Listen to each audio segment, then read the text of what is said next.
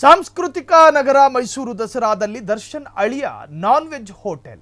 ದಸರಾ ಆಹಾರ ಮೇಳದಲ್ಲಿ ನೆಮ್ಮದಿಯಾಗಿ ಊಟ ಮಾಡಿ ಹೋಟೆಲ್ ನಾನ್ ವೆಜ್ ಹೋಟೆಲ್ ತೆರೆದ ದರ್ಶನ್ ಅಳಿಯ ಚಂದನ್. ಮೈಸೂರು ದಸರಾದಲ್ಲಿ ದರ್ಶನ್ ಅಳಿಯ ನಾನ್ ವೆಜ್ ಹೋಟೆಲ್. ದಸರಾ ಆಹಾರ ಮೇಳದಲ್ಲಿ ನೆಮ್ಮದಿಯಾಗಿ ಊಟ ಮಾಡಿ ಹೋಟೆಲ್ ನಾನ್ ವೆಜ್ ಹೋಟೆಲ್ ತೆರೆದ ದರ್ಶನ್ ಅಳಿಯ ಚಂದನ್. ನೆಮ್ಮದಿಯಾಗಿ ಊಟ ಮಾಡಿ ಎಂದ ದರ್ಶನ್ ಅಕ್ಕನ ಮಗ ಚಂದನ್.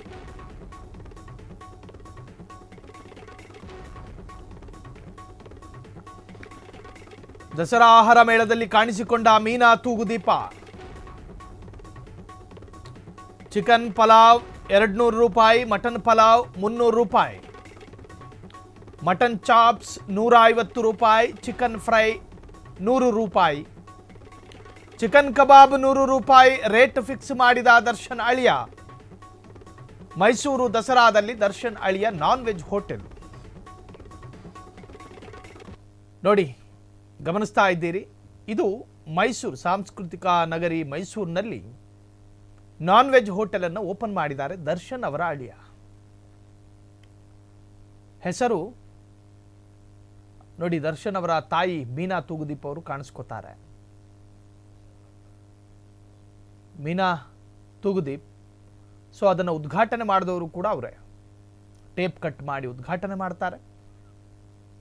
ಎಲ್ಲರ ಮುಖದಲ್ಲೂ ಮಂದಹಾಸ.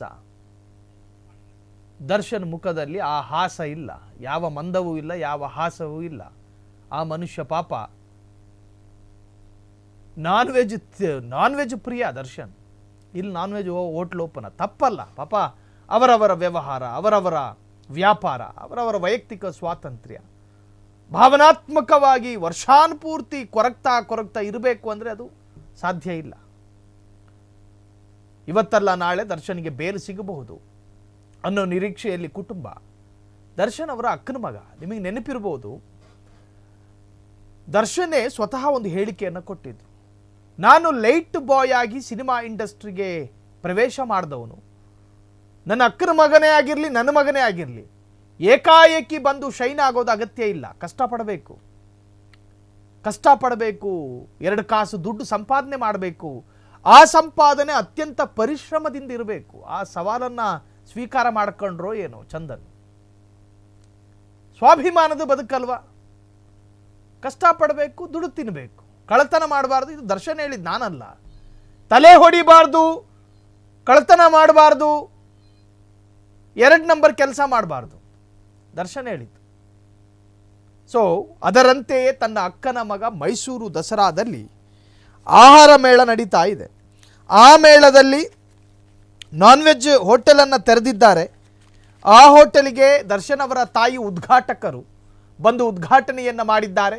ಮೀನಿಗಿಂತಿಷ್ಟು ರೇಟು, ಚಿಕನ್ಗಿಂತಿಷ್ಟು ರೇಟು, ಅನ್ನಕ್ಕೆ ಇಂತಿಷ್ಟು ರೇಟು ಅಂತ ಚಿಕನ್ ಪಲಾವು, ಮಟನ್ ಪಲಾವು ಎಲ್ಲವೂ ಇದೆ. ಎಲ್ಲದಕ್ಕೂ ಪ್ರತ್ಯೇಕ ರೇಟ್ಗಳನ್ನು ಮಾಡಿ ದರ್ಶನ್ ಅಕ್ಕನ ಮಗ ಅಂಗಡಿ ತೆರೆದಿದ್ದಾರೆ. ನ್ಯಾಯಯುತ ವ್ಯಾಪಾರಕ್ಕೆ ಫ್ರೀಡಂ ಟಿವಿ ಕಡೆಯಿಂದಲೂ ಕೂಡ ಶುಭ ಹಾರೈಕೆ ಇದೆ.